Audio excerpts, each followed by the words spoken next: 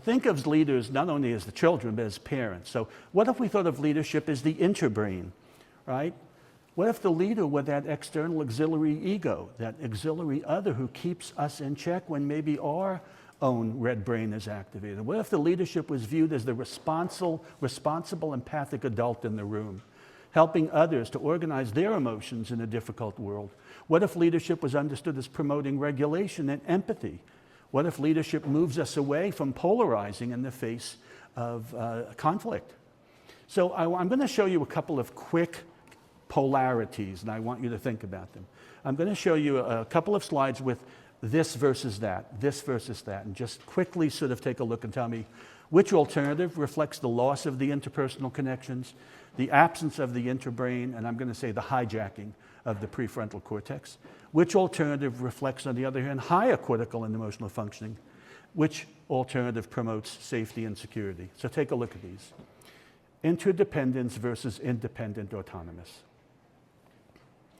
Gray reflective thinking versus polarizing. It's us and them. We're right, they're wrong. We love democracy, they hate democracy. We care, they don't.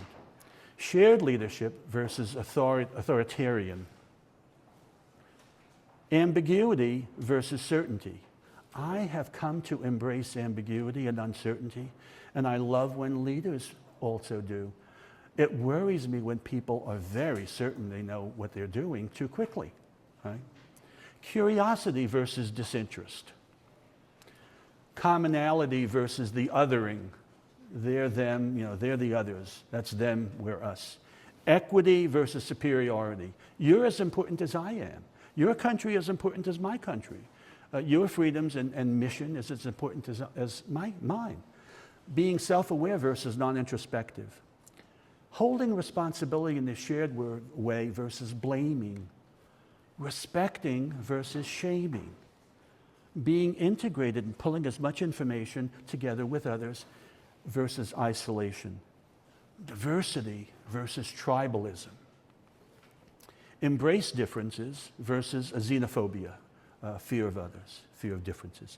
My doctoral dissertation was on the notion of disconfirmation, confirmation, how people interpret evidence. And we are so good at confirming. We have an idea, and that idea fits with the data, so we think we're right? A Mexican immigrant killed someone. All Mexicans are really dangerous. See what happened? You confirm rather than disconfirm. Look for the hundreds and thousands of others where that doesn't happen, where they're hardworking, contributing to the economy. You take images and use that to confirm, right?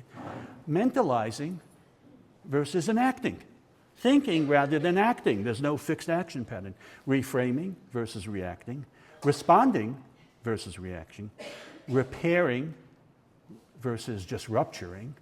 And being calm versus fear. Security versus uncertainty. The group needs versus the individual needs. Persistence. Keep at it rather than disengagement. Really looking for peace rather than conflict. And of course, as a child of the 60s, I have to talk about love and peace, right? Love versus hate, right?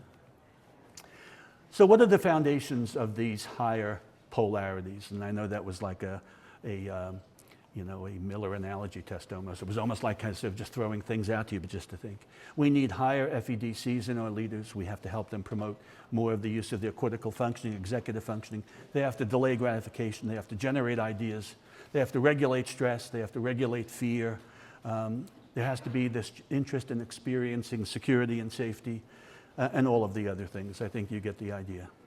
So I want you to think about the leadership with the brain in mind before I'm going to close out with a small video.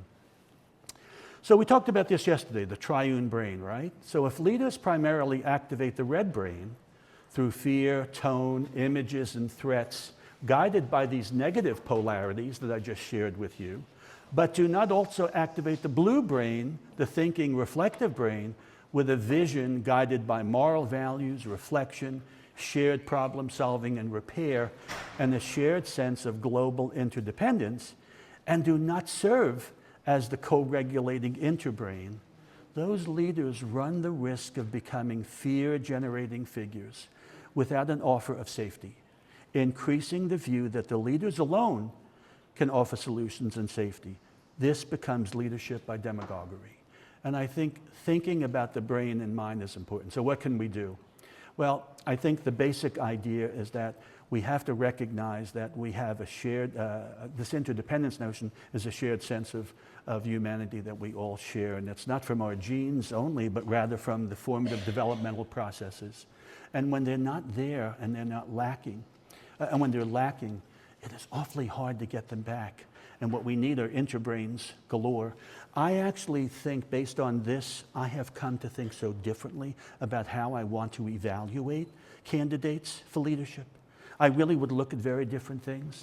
And I think all of us, if we could, would look at very different things.